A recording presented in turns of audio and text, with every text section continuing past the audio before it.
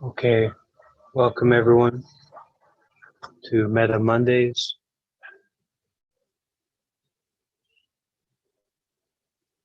So we'll start with a short meditation, about 15 minutes, and then we will get into the reading from Loving Kindness in Plain English. Okay? So beginning by settling into our meditation position, whatever that may be.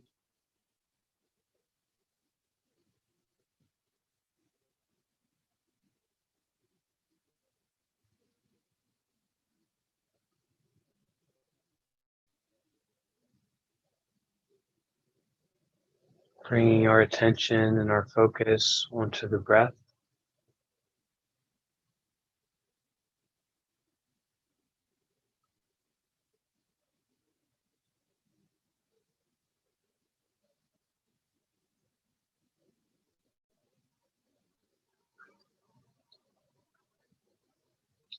Bringing up the intention to practice kindness, gentleness, compassion in this next hour or so.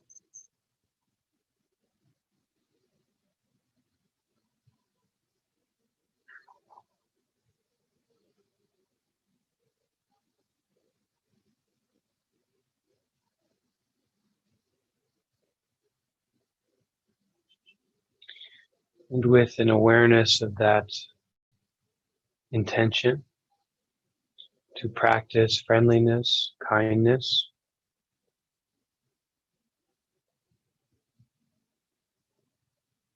and also with a focus on the breath and the body,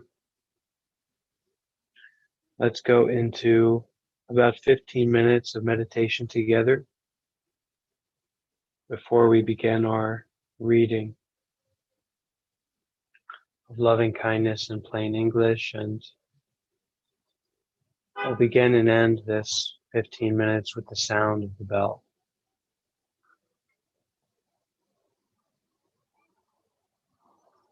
Keeping in mind this intention to bring friendliness, kindness, gentleness into our bodies and minds.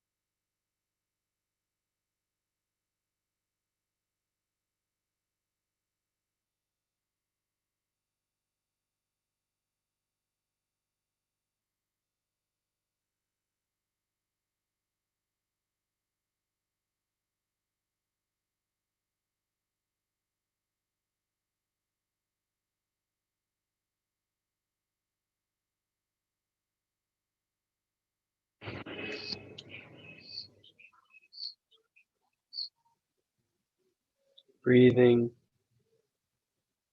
bringing the mind home to the body,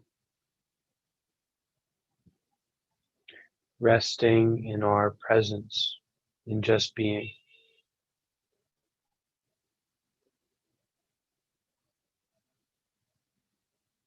Not perfect meditation or an empty, silent mind, just breathing, bringing the mind home to the body, resting, relaxing, and being very present with the moment-to-moment experience that we're having.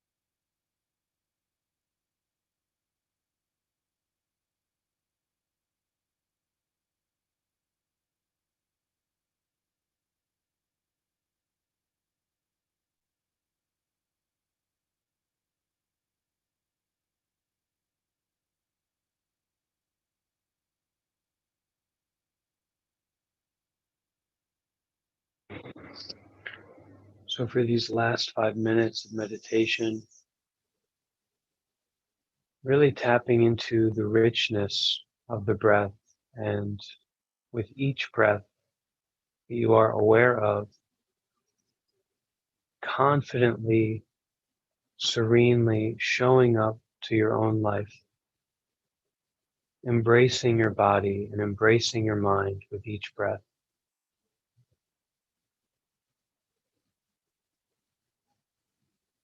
With a softness, but also a uprightness, an authority to be gentle, an authority to be compassionate and caring with your body and mind at this moment.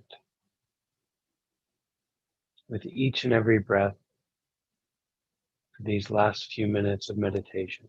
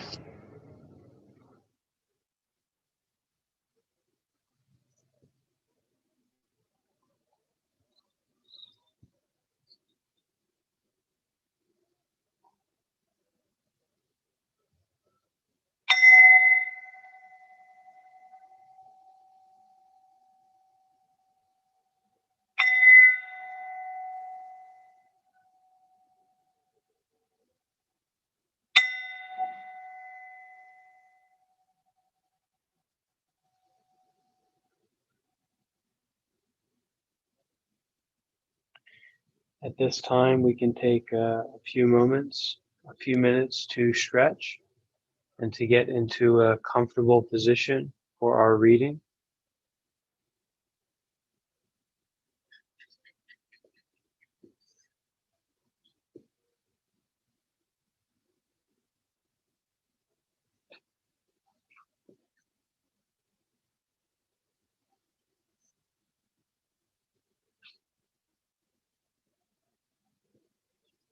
For our exploration of loving friendliness, loving kindness.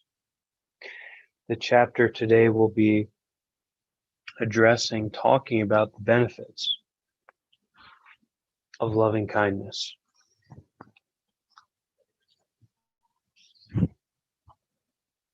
And if you'll bear with me, I'm just going to be changing my scenery.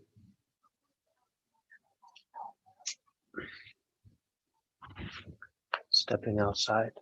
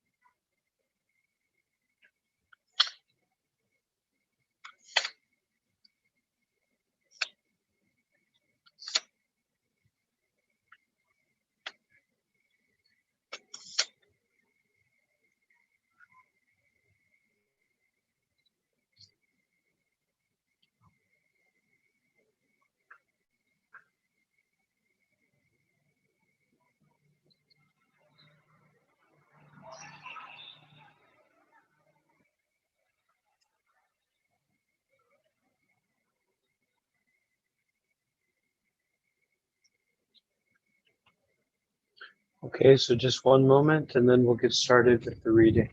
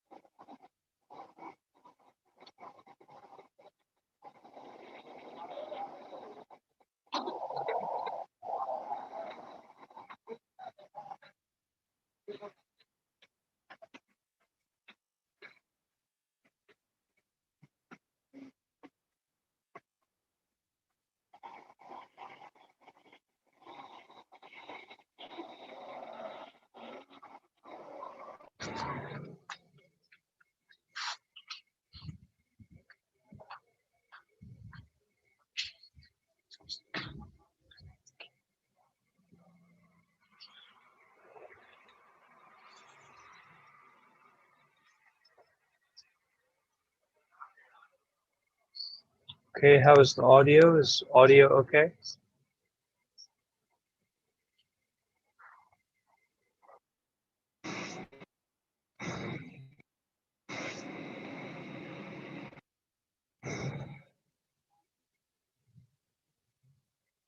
Wonderful. So getting started with the reading, we are on chapter 6 of Loving Kindness in Plain English. This chapter talking about the benefits of loving friendliness. And remembering to listen to these teachings in a meditative way. So making this listening a part of our meditation practice. So we're listening deeply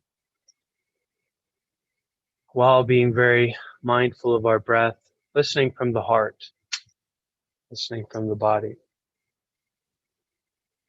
So chapter 6, benefits of loving friendliness.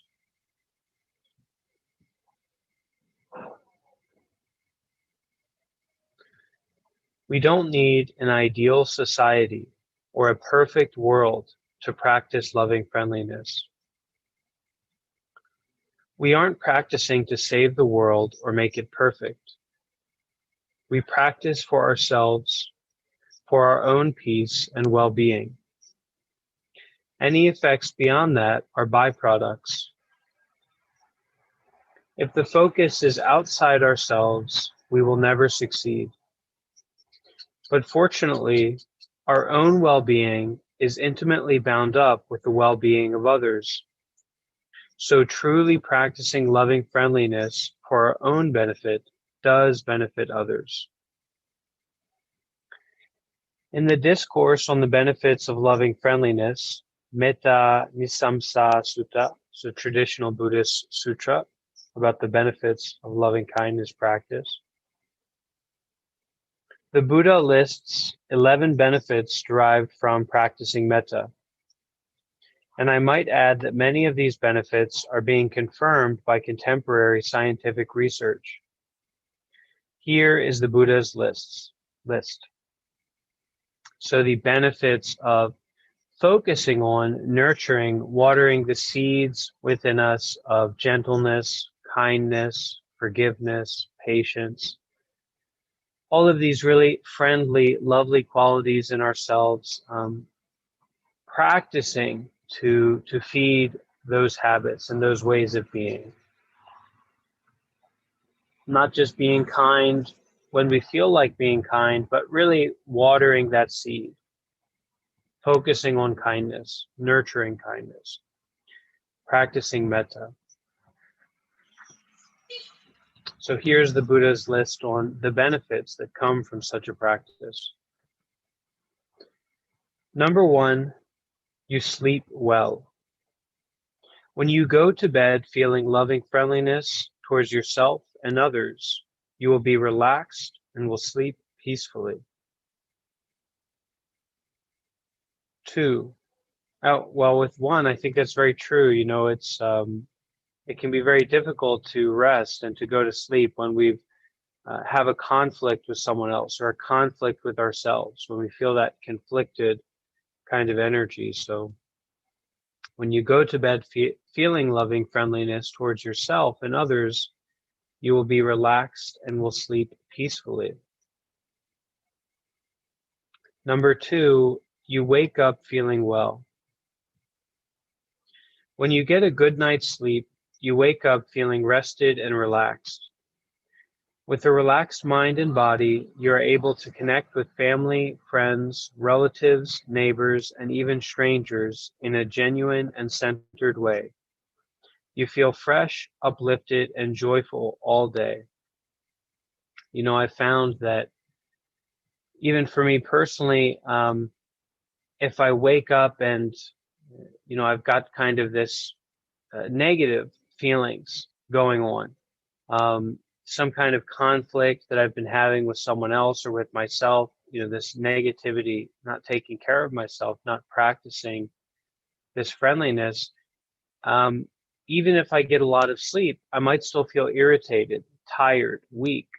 On the other hand, if I am maintaining this practice of keeping this mindfulness of love, this mindfulness of compassion in my heart throughout the day, you know, whenever something comes up, I'm mindful of the intentions that I have to practice love. If I have that and I'm maintaining that, even if I get only a little bit of sleep, I can still wake up feeling refreshed, feeling well, still able to deal with these complex issues, even though I'm maybe tired. But that loving kindness, that energy of metta can be very empowering, very energizing.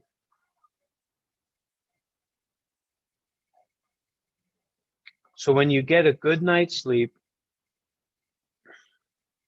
and you're practicing metta, you will wake up feeling rested and relaxed. With a relaxed mind and body, you're able to connect with family, friends, relatives, neighbors, and even strangers in a genuine and centered way. You feel fresh, uplifted, and joyful all day. Number 3, you're not likely to have nightmares. When you practice metta, you become solid enough to face whatever arises. And in fact, the Buddha said it's unlikely you'll have nightmares when you practice metta. So, very interesting idea that when we align ourselves intentionally towards friendliness, kindness, this energy of metta, we can combat or prevent those negative mental states from coming up, even in something like our dreams. So if we're practicing metta, the Buddha says it's quite unlikely that you'll have nightmares, although certainly you may, but it becomes less likely.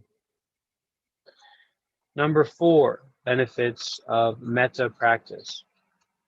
Your body relaxes and your face is joyful. Your body reflects your mind. When you feel love for all beings, it shows on your face. Seeing your honest, relaxed face, others will gravitate toward you and enjoy being around you. So if you're maybe if you're an aspiring celebrity or something like that, practicing metta would be very good, because when people see someone who is practicing metta, who has a joyful, loving face, Buddha says that people will gravitate towards you. You know, people will feel very happy to be in your presence and to have a connection with you because you have this energy of metta. Number 5, this is a good one. Even animals and celestial beings feel drawn to you. When you practice metta, your mind generates a peaceful field around you. Children especially are tuned into this energy, and non-humans feel it too. One day I was walking my dog Brown, and a couple came toward us. The women kneeled down to Brown's level and talked to him. He wagged his tail and became affectionate with her. The man was frightened, and Brown growled at him. So this practice of metta, we're creating an energy field around us. You know, it doesn't need to be supernatural. It doesn't need to be spiritual, but very much so a field of our presence, of our energy that's being generated around us.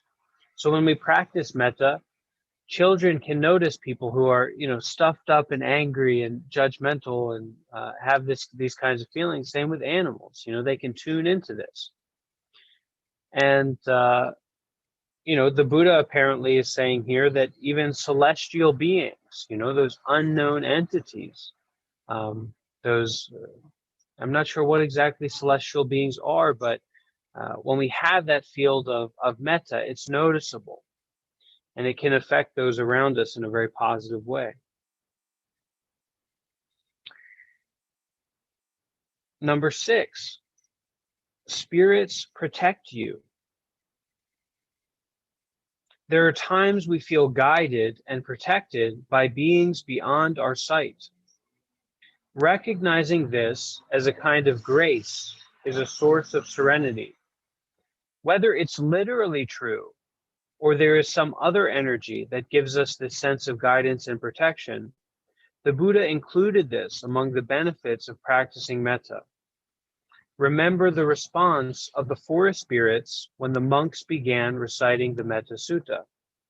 I wonder if there's anyone here now who does remember the response of the forest spirits to the monks when they started practicing metta. We've been at this. That's right. The spirits became very helpful. Originally, the monks went into the forest and the spirits were angry. They were displeased with the monks being there. So the Buddha told them, you've gone into the forest, you've gone into the fray of the world, but you didn't bring a weapon. What weapons should they have brought? What kind of weapons does the Buddha give to followers of Buddhism, or to his monks? The weapon of metta. That's right. The weapon of loving friendliness, loving kindness. And so I think the intention here with this spirits protect you is that when we have this energy of metta, other people are tuned into that, and it affects the world in very, very subtle ways. Just like when we have a negative suffering energy around us, when we're focusing on anger, we're likely to find situations that bring anger in the world. In the same way, if we're focusing on metta, if we're cultivating loving kindness, not as a passive activity, but we're actually turning our mind, turning our attention to support metta, to recognize loving kindness and the benefits of loving kindness. So even spirits, whatever that is for you, or maybe it's nothing for you, but even other beings can recognize this metta. And it may just be the spirits of our mind. It may just be kind of mental formations that come up. The mind's very creative. We're able to dream, and there's all kinds of quote unquote spirits or entities in our dreams that aren't necessarily us. And so if we practice metta, those spirits, those other entities that of course are a part of ourselves, but even they protect us. Certainly that can be very helpful, because sometimes even our normal everyday life can feel like a dream at certain times. So number 7, fire, poisons, and weapons will not harm you. My goodness, this might bring a lot of people to really start practicing metta. The Buddha says the 7th benefit of practicing metta is that fire, poisons, and weapons will not harm you. When we read stories of old, many of the elements are symbolic or mythic. The Buddha shared tales of adepts who practiced metta and were protected from fire, poisons, and weapons. He explained that greed, hatred, and delusion are the fires, the poisons, and the weapons against which metta protects us. In the Fire Sermon, another traditional Buddhist text, the Buddha said that poison is of 3 kinds: greed, hatred, and delusion. These weapons, like daggers, he said, can cut your peace into pieces. In the numerical discourses of the Buddha, traditional Buddhist texts, the Buddha described bodily, verbal, and mental weapons. In the Udana, he said, they quarrel, squabble, and argue with each other, stabbing each other with verbal daggers. This is Dharma, or this is truth, that is not. In the Dhammapada, the Buddha said, there is no fire like greed, no misfortune like hatred. Think about that. What a revolutionary way of holding the mind, of holding how we're in the world, and we get into thought patterns, we get into ways of reifying ourselves or holding ourselves. Oh, this person is so horrible, I hate them, they're a horrible person. But the Buddha here is saying there is no fire like greed, no misfortune like hatred. That when we're feeling hatred, it's a horrible misfortune for us. It's really upsetting that we would find ourselves in that kind of situation. It's certainly not something to fuel, to feed. No suffering like delusion, so false thinking, and no greater happiness than peace. In a well-known story about the power of metta, Uttara, a devoted follower of the Buddha, was bereft. She had been given in marriage to a man who did not have high regard for the Buddha. And so she hadn't seen the Buddha or his disciples for 2.5 months. She was feeling forlorn. and her father suggested she hire a courtesan to serve her husband while she joined the Buddha and his community for the final 2 weeks of their rainy season retreat. So basically, this woman in traditional India was given in marriage, an arranged marriage, to a man who was not a follower of the Buddha, and she was. So she hadn't been able to see the Buddha for some time. And in this case, the Buddha is this ultimate spiritual teacher, wonderful, wonderful person. You know, Gandhi, the Dalai Lama, Thich Nhat Hanh, Martin Luther King Jr. as a monk. You know, just this amazing person who so wonderful to be around, so wonderful to spend time with. And so because of this arranged marriage, she wasn't able to spend time with the Buddha and the community. So her father suggested she hire a courtesan or someone to serve her husband so that she could join the Buddha and his community for the final 2 weeks of their meditation retreat, their rainy season meditation retreat. Uttara agreed and was able to serve the Buddha and his disciples as a cook and attend his teachings. One day, as he was looking out the window of his mansion, Uttara's husband saw her working in the retreat kitchen wearing a stained apron and thought it pathetic she was attending the retreat rather than indulging in the luxuries of life with him. Noticing his disdain for his wife, Sirima, the courtesan, began planning to harm Uttara so she herself could become the man's wife. Sirima boiled some ghee and left the house to splash it on Uttara. So ghee is this oil, basically. It's a very dense oil. When Uttara saw the courtesan coming to harm her, she meditated on loving friendliness and remained completely at peace. At the same time, Uttara's maidservants also saw this foul deed unfolding and ran to stop Sirima. The maids tackled Sirima and began pummeling her. When Uttara intervened to save her attacker. After that, Uttara bathed Sirima in warm water and massaged her body with herbs and oil to soothe her wounds. Sirima fell to the ground and begged Uttara's forgiveness. Uttara said she would forgive Sirima if the Buddha advised it. The next day, Sirima asked the Buddha to forgive what she had tried to do. The Buddha asked Uttara how she felt as Sirima was pouring boiling ghee on her, and Uttara responded, I was grateful to Sirima for serving my husband so I could spend 2 weeks with the noble community. I had no ill will toward her, only loving friendliness. The Buddha commended her, well done, Uttara. By not bearing ill will, you were able to conquer the one who abuses you. By being generous, you conquered the one who is stingy. By speaking the truth, you conquered one who lies. Upon the advice of the Buddha, Uttara forgave Sirima, and Sirima took refuge in the Buddha. So the point here is very clear.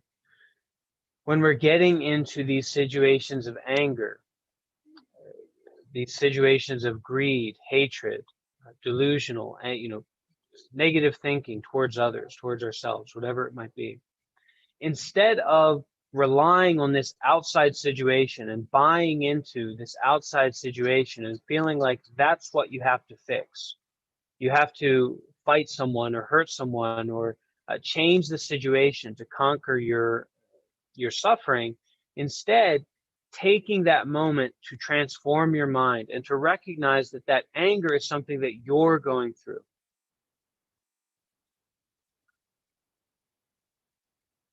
That stinginess or that greed is something that you're going through.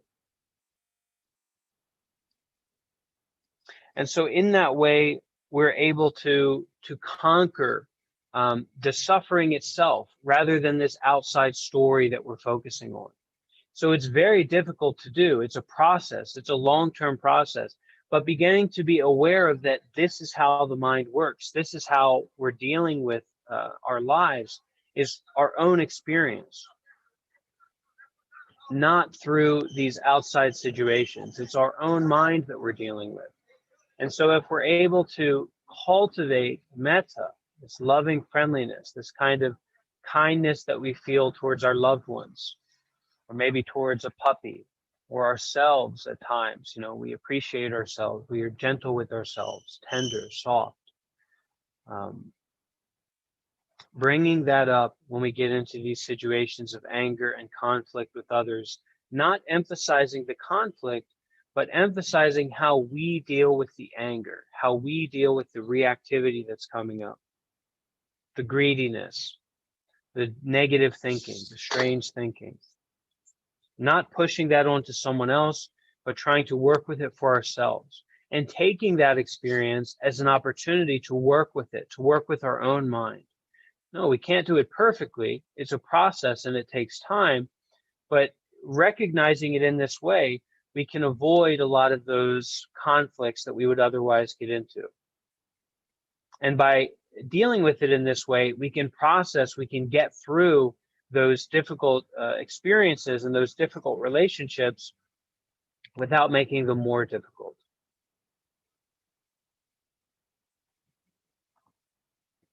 In another story, the Buddha told of Kulasiva Thera, who was not at all affected by poison because of his profound practice of metta. A Dhammapada commentary tells of 4 novice monks whose practice of loving friendliness was so profound they were unaffected by a weapon. Not only were disciples of the Buddha protected by metta, but in one story, a cow was spared being shot with an arrow because of her love and affection nursing her calf. It's the power of metta, the power of love. We can feel it. We can see it. When we see a mother with her child, when we see a cow with her calf, we can see that love, that gentleness, that affection, that tenderness. The Buddha taught that the 6 senses, seeing, hearing, smelling, tasting, touching, and cognizing, thinking, cognition, ideas, are on fire.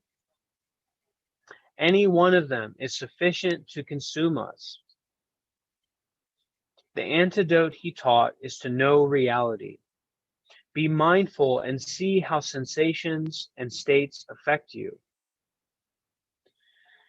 So read that again. It's very essential to Buddhist practice, Buddhist teaching. The Buddha taught that the 6 senses, seeing, hearing, smelling, tasting, touching, and cognizing or conceptualizing, thinking, are on fire. They're burning. Any one of them is sufficient to consume us, to overwhelm us. The antidote, he taught, is to know reality. Reality that is deeper or more constant than these burning senses. More subtle, more exploratory, unfolding. The antidote, he taught, is to know reality. Be mindful and see how sensations and states affect you. Think of your own experience. See how much you burn with the fire of greed, hatred, and delusion, and how much you poison your mind with greed, hatred, and delusion. So a situation happens and we feel angry. A situation happens and we get these strange negative thoughts, delusions, we would say. A situation happens and we feel greedy. We want to keep. We're not sharing. We don't want to share. Think of how often those things come up, those things happen, and we feed them. We get involved with anger. We get involved with negative, harsh thinking, judging others. How often we get involved with greediness, trying to keep things for ourselves. So when we do that, we're feeding these fires. Be mindful and see how sensations and states affect you. Think of your own experience. See how much you burn with the fire of greed, hatred, and delusion, and how much you poison your mind with greed, hatred, and delusion. When you practice metta, your breathing becomes calm, and you feel so much love and compassion that your mind naturally wishes all beings to live in peace and harmony.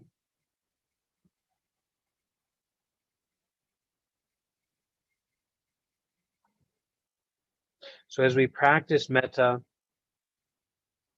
naturally we can have so much love and compassion that our minds will naturally wish all beings to live in peace and harmony. And so when these situations come up where we have conflict or we have a difficult experience, instead of those seeds, those habits of anger, greed, delusion, we have habits of compassion, friendliness. So we don't get into these conflicts and these negative states so often. Not so involved in all this negativity, this darkness, this toxicity, this burning, this fire. So that's number 7. That was a lengthy one. Number 8, the benefits of metta meditation, loving kindness. Your mind immediately becomes calm. Metta stimulates a friendly feeling that makes us calm and happy. It truly is a wonderful way of life.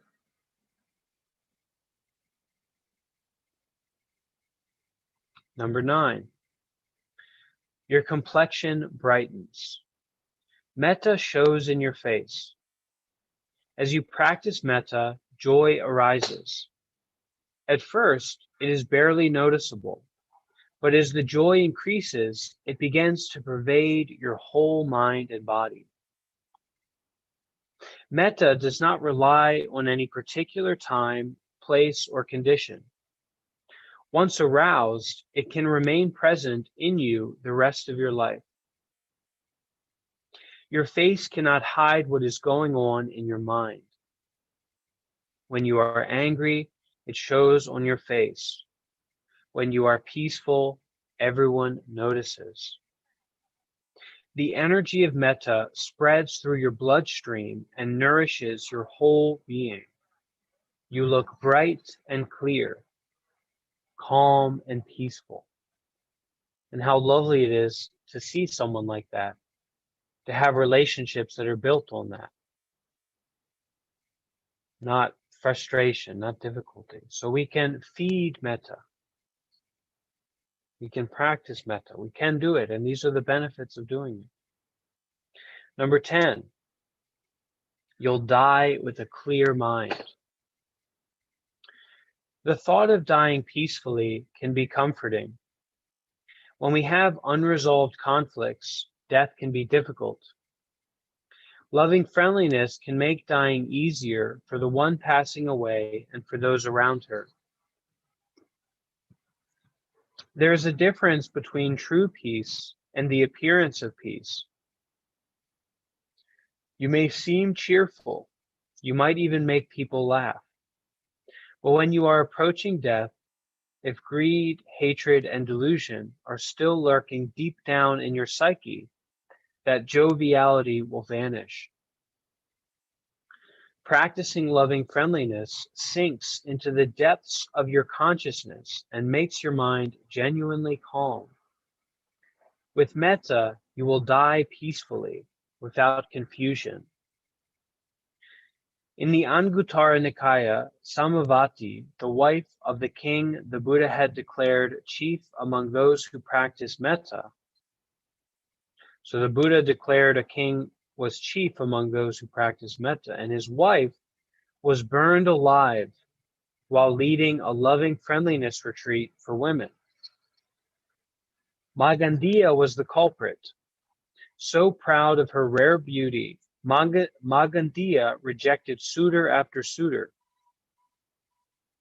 One day, after her father saw the Buddha sitting under a tree and asked him to marry his daughter, the Buddha explained his vow of celibacy and declined in a way that Magandiya found offensive, and she was determined to seek revenge.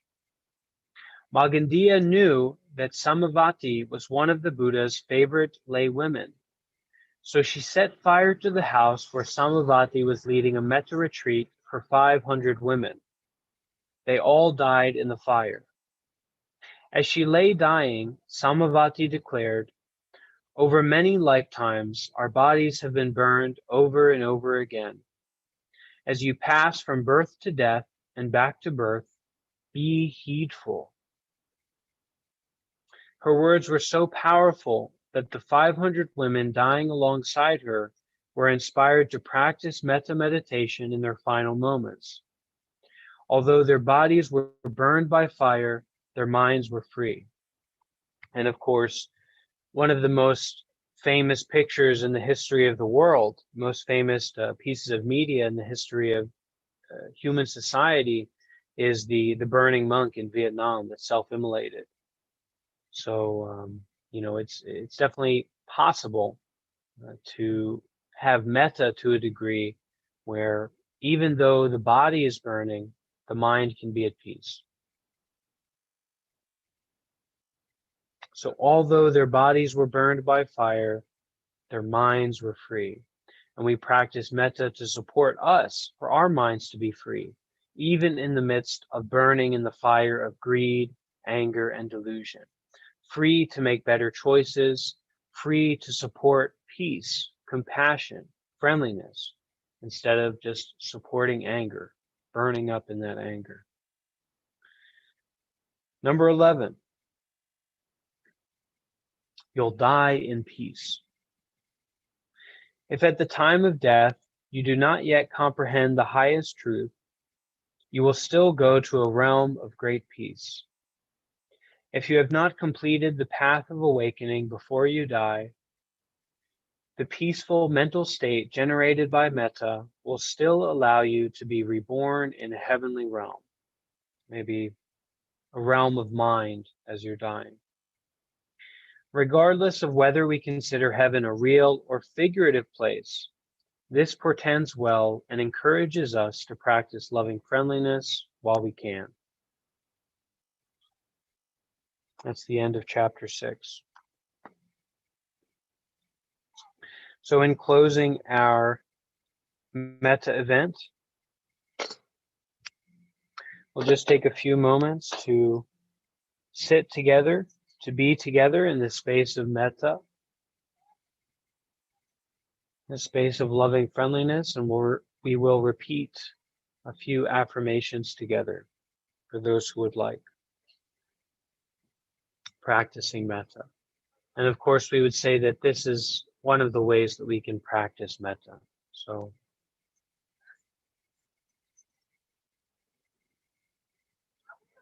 settling into the body,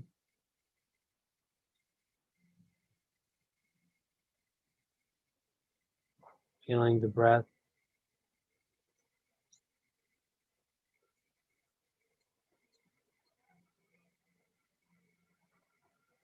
feeling this human life alive at this moment.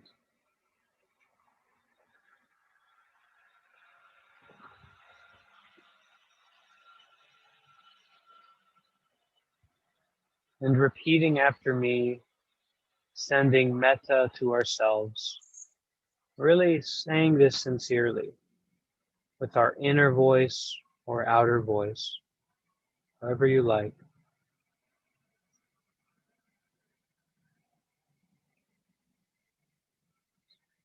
May I be well, happy, and peaceful.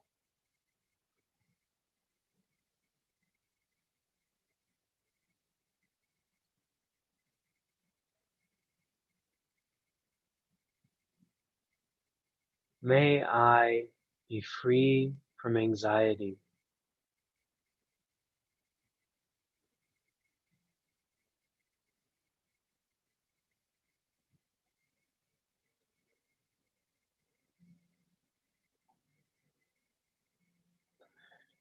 May I be free from fear.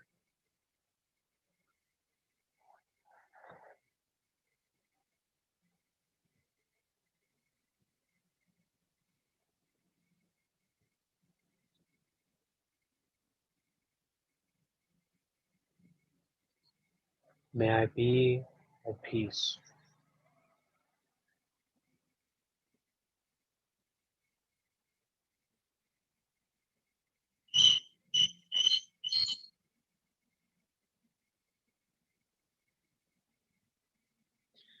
May I feel freedom.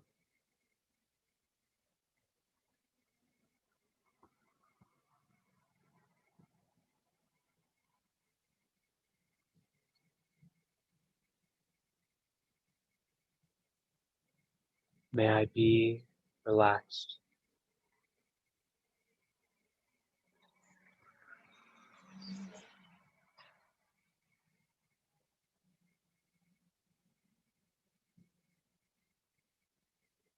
May I be well, happy, and peaceful.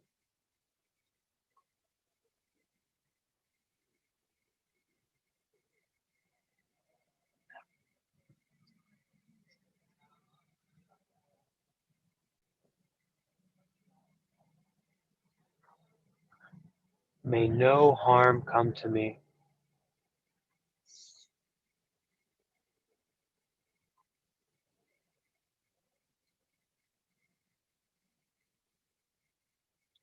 May no difficulties come to me.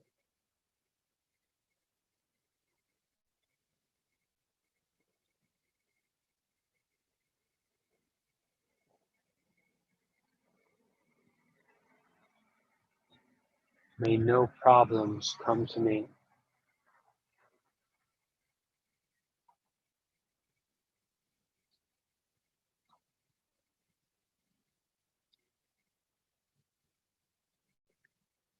May I always meet with success.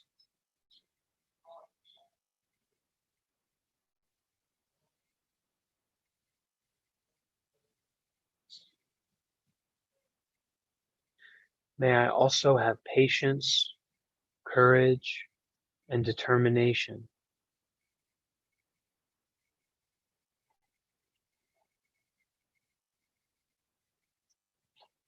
to meet and overcome inevitable difficulties, failures, and problems in life.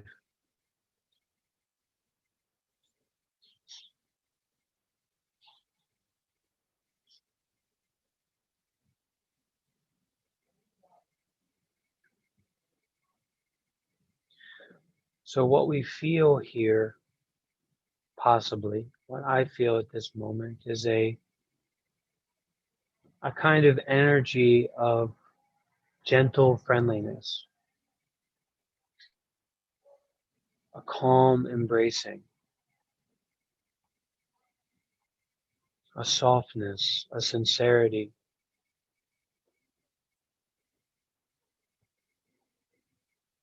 For me, this is the energy of metta.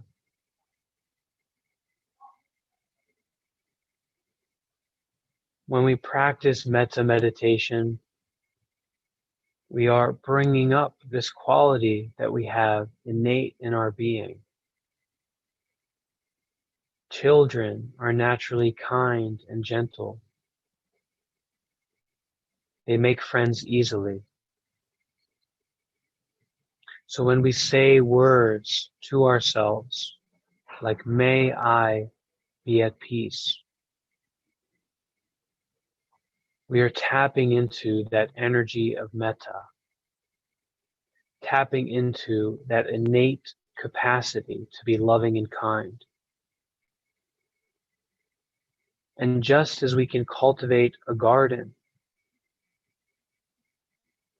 we can cultivate in our own mind this energy of friendliness, gentleness, patience.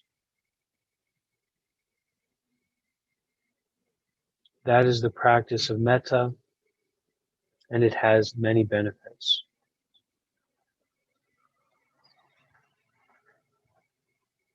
We will end our metta meditation, reading, discussion together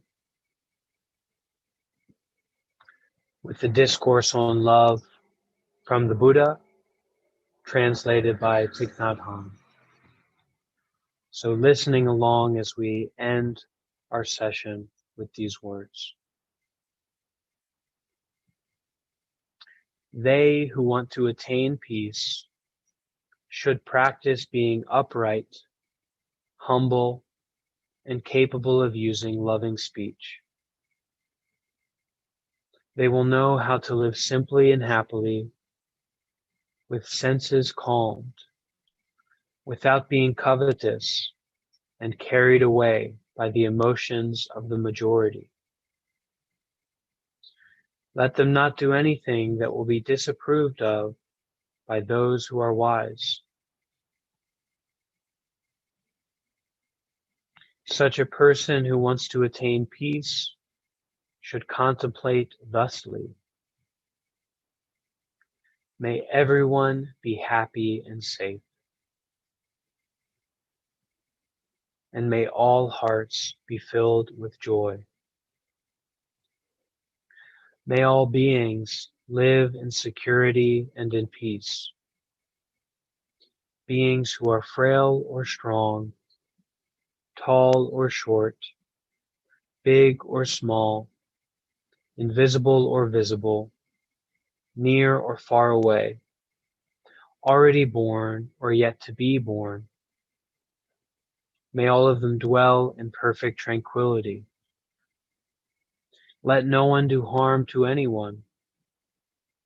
Let no one put the life of anyone in danger. Let no one, out of anger or ill will, wish anyone any harm. Just as a mother loves and protects her only child at the risk of her own life,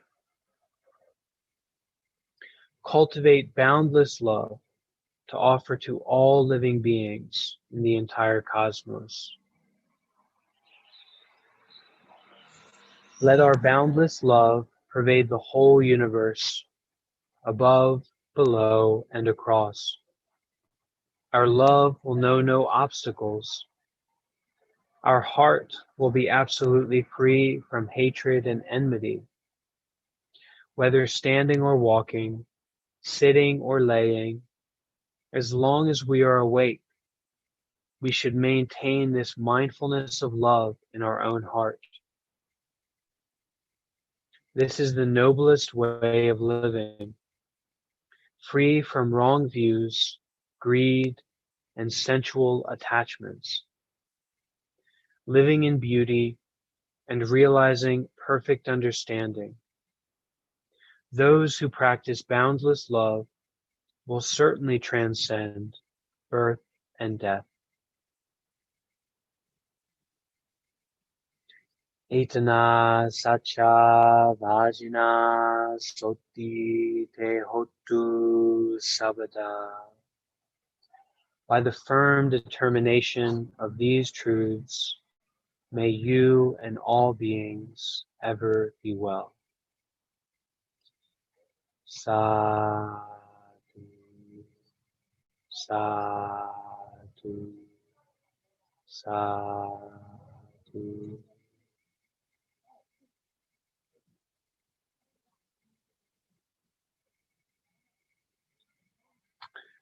Okay, my dear friends, thank you everyone so much for joining, for coming together like this. It's so inspiring. It's such a gift that we're able to do this and look at a text like this and really be together and engage in this way. It's such a precious activity. We have 17 people here, or 16, 17 people here in the Zoom meeting, and just absolutely wonderful. So thank you so much to everyone. Feeling a lot of metta towards everyone who's here, and the people who aren't here as well. So we'll have another event soon, I'm sure, and I hope to see you there. And of course, if we want to have any further discussion, please feel free to reach out to me directly. And also we can discuss in the Discord, right, in our community space. All right. Thank you, everyone. Be happy, enjoy, and see you again. Bye bye.